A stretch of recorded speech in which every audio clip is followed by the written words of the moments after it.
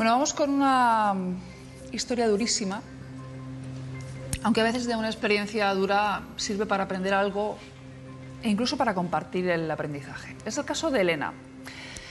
Su hija Eva, de 5 años, sufrió abusos sexuales por parte de otro menor, un vecino de 16 años de la misma organización. El padre de la niña sorprendió al agresor en pleno abuso. En ese momento, evidentemente, el mundo se les vino encima. Vean. Del horror algo positivo. A la familia de la pequeña Eva, la denuncia y la respuesta de la administración se les quedaba corta. Sufrimos todos un choque muy potente, la niña por supuesto, pero nosotros como padres y el resto de los hermanos, y entonces necesitábamos trascender eso de alguna manera, darle forma, ponerle palabras. El pasado agosto, el padre de Eva sorprendió a un vecino agrediendo sexualmente a su hija Eva, de 5 años. Las primeras palabras de mi hija fueron: menos mal que lo has visto, papá, porque así ni te lo tengo que contar, que me ha amenazado y me ha dicho que no te lo podía contar, ni me lo tengo que guardar este secreto, porque es un secreto que no me podría guardar. Según la OMS, 1 de cada 5 menores sufre abusos sexuales y la mayoría lo callan por sentimiento de culpa o vergüenza. De ahí la necesidad, dice la madre de Eva, de este cuento. Que nos quitemos la venda de una vez y que todos hablemos de esto y que dejemos de proteger erróneamente a los niños pensando que hay cosas que no les tenemos que decir. Hay que hablar muchísimo, porque la mejor estrategia de prevención primaria para que no sucedan las cosas, pero de prevención secundaria para que si pasan salgan a la luz y se puedan curar, es la palabra. Empezaron con 300 ejemplares y ante la demanda van ahora a por los 3.000. Hasta el 31 de diciembre recogen fondos para conseguir que el cuento Tu cuerpo es tuyo, el mensaje de Eva, llegue a colegios y bibliotecas. Ella nos decía que ese era el mensaje que quería lanzar, Tu cuerpo es tuyo, y que pusiésemos su nombre porque es el mensaje de lo que ella ha aprendido con esto. Los dibujos son también un mensaje de sus propios hijos. Y es súper impactante, ¿no? Por ejemplo, este dibujo como que el agresor no tiene cara, pero aquí es súper claro, ¿no? El no, súper rotundo, ¿no? En tu cuerpo mandas tú, eres la reina o el rey. Recuerda que hay cosas que no entendemos, pero el cuerpo nunca miente. Si te dice que algo no te gusta, hazlo. Hazle caso y no permitas que siga sucediendo. Qué lástima la voz de Eva. Dice: sabes, ese cuerpo es tuyo y nadie más que tú conoce lo que le gusta. Este libro, Irene. Tu cuerpo es tuyo, el mensaje de Eva. Es algo que yo le repito tanto a mis hijas. Es algo que hay que repetir hasta la saciedad, pero hay un problema, que esa comprensión de ese mensaje no es tan clara cuando son niños. Y ahí es donde está la dificultad. Entonces, ¿cuál es el grandísimo problema? Que si encima los críos no tienen integrado ese mensaje y la persona que abusa de ellos es un familiar, es un conocido, es alguien respetado en la familia, se hace el doble de duro. Porque ese niño ni siquiera, no solo no puede hablar, sino que los padres ocultan, la familia oculta y, por decirlo, o sea, la suerte que ha tenido esta niña, que no es suerte, que es una desgracia, es que era un vecino que era extraño y la han podido gestionar de una manera más sana y más saludable. En el caso natural, o sea, el porcentaje normalmente no suele ser un vecino, o sea, normalmente es alguien del núcleo familiar. En el vídeo escuchábamos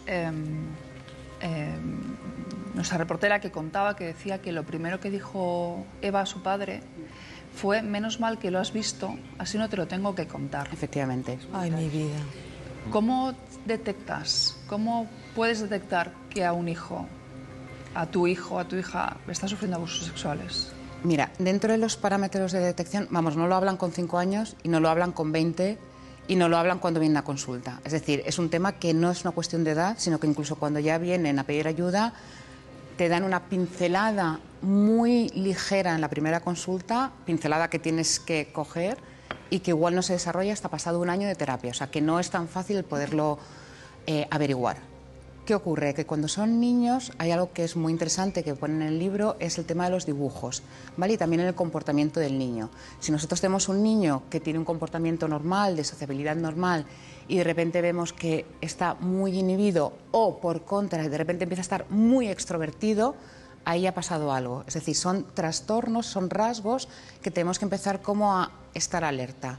A través de los dibujos se ve muy fácil, entenderme, se ve muy fácil en un profesional, ¿vale? Entonces, si tenemos algún tipo de sospecha que algo pasa, yo siempre recomiendo dibujar, dibujo libre, qué tipo de color pone y luego intentar ver, es que estoy intentando buscar las palabras para ser lo más delicada posible, cuáles son los antecedentes familiares, porque normalmente hay una repetición en el patrón. Es decir, adultos que abusan de menores suelen ser adultos que han sido abusados de niños.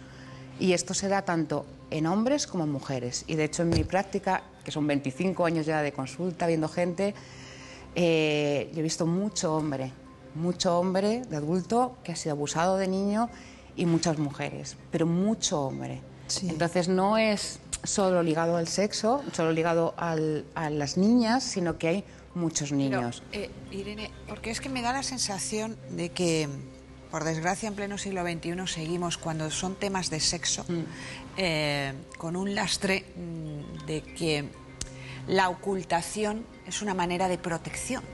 Es decir, el taparlo, el no hablarlo, el dejarlo... Bueno, ya se arreglará.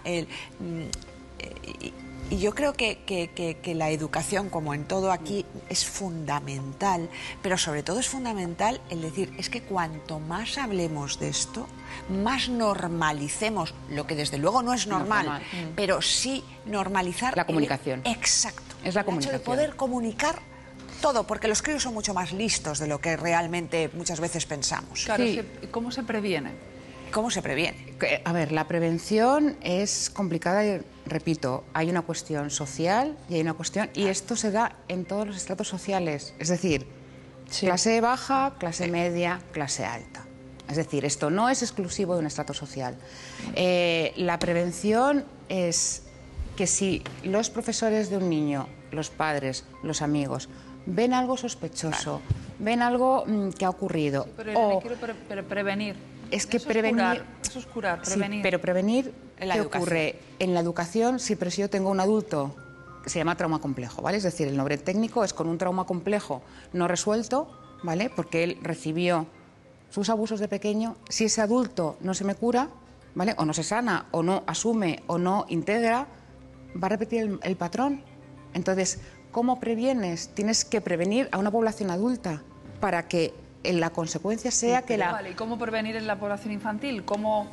¿Qué le dices a tus hijos para que detecten rápidamente que eso no está bien? Vale, pero si es tu padre... Claro, el problema es que en la familia, claro, es decir, en la familia suele estar la causa y la familia es la que oculta. A partir de ahí tenemos un problema... La ocultación es muy... Y la ocultación, y luego esto, cuando los niños crecen, porque el niño no lo vive como trauma, ¿eh? O sea, el niño cuando es pequeño, para él es algo